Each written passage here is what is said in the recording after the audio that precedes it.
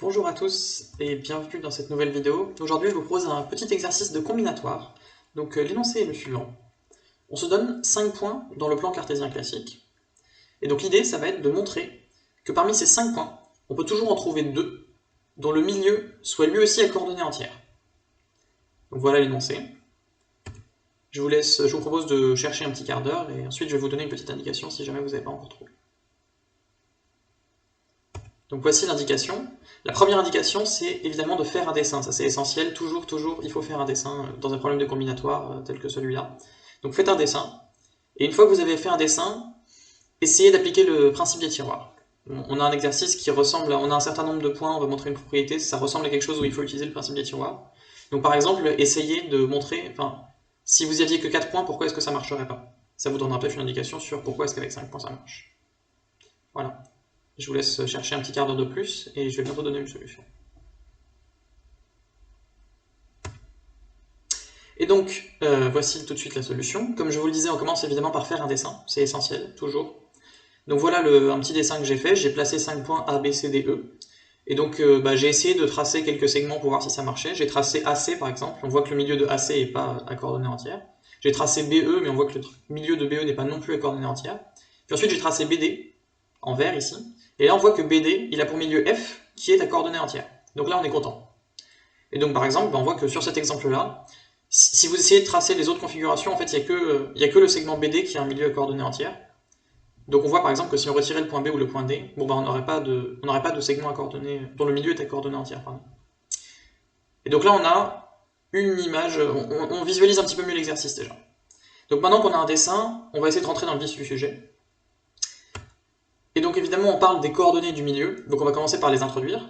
Donc si on se donne 2 points A et B de coordonnées xa, yk et xb, yb, les coordonnées du milieu c'est xa plus xb sur 2 et yk plus yb sur 2. Et donc à partir de là, on se demande quand est-ce que xa plus xb sur 2 ça peut être un entier, et quand est-ce que yk plus yb sur 2 ça peut être un entier. Et xa plus xb sur 2, c'est un entier seulement si xa plus xb c'est un nombre pair, et pour que xa plus xb soit pair, vous savez que xa et xb doivent être de même parité.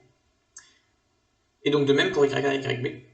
Et donc finalement, pour que le milieu du segment AB soit à coordonnées entières, il faut que les coordonnées de A et B, 2 à 2, soient de même parité. Donc par exemple que les deux abscisses soient paires et que les deux ordonnées soient impaires, etc.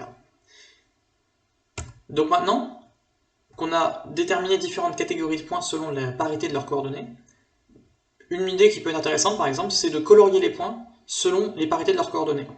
Donc ici je vous propose un coloriage en 4 couleurs différentes. Bleu si les deux coordonnées sont paires, rouge si les deux coordonnées sont impaires, vert si l'abscisse est paire et l'ordonnée est impaire, et jaune si l'abscisse est impaire et l'ordonnée est paire. Donc maintenant qu'on a un coloriage, qu'est-ce qu'on fait? On retourne notre dessin. Donc là j'ai repris le même dessin que tout à l'heure en grossissant les points pour qu'on voit bien les couleurs. Donc le point A, ces deux coordonnées sont impaires, 1, 1 ici sur mon dessin, donc il est rouge. Le point C, les deux coordonnées sont paires, donc il est bleu, etc. Les points B et D sont verts, et le point E est jaune. Et là, qu'est-ce qu'on remarque? Les points B et D, ils sont de même couleur, et effectivement, c'est les deux seuls points pour lesquels on avait trouvé que le milieu était à coordonnées entières. Et donc en fait, ça nous explique exactement ce qu'on veut faire. C'est-à-dire qu'une fois qu'on a fait notre coloriage, on voit que 2 points dont les coordonnées sont de même parité, c'est 2 points qui sont de même couleur sur le dessin.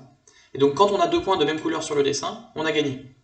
Donc maintenant qu'on a ramené notre problème uniquement à un coloriage et qu'on a vu que le coloriage marchait quand on avait 2 points de même couleur, il suffit juste de montrer qu'on a bien 2 points qui sont de même couleur.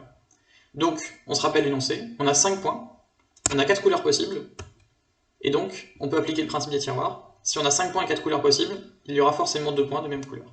Donc il y a 2 points de même couleur, et ces 2 points, si on les relie, leur milieu sera à coordonnées entières. Voilà, j'espère que l'exercice vous aura plu.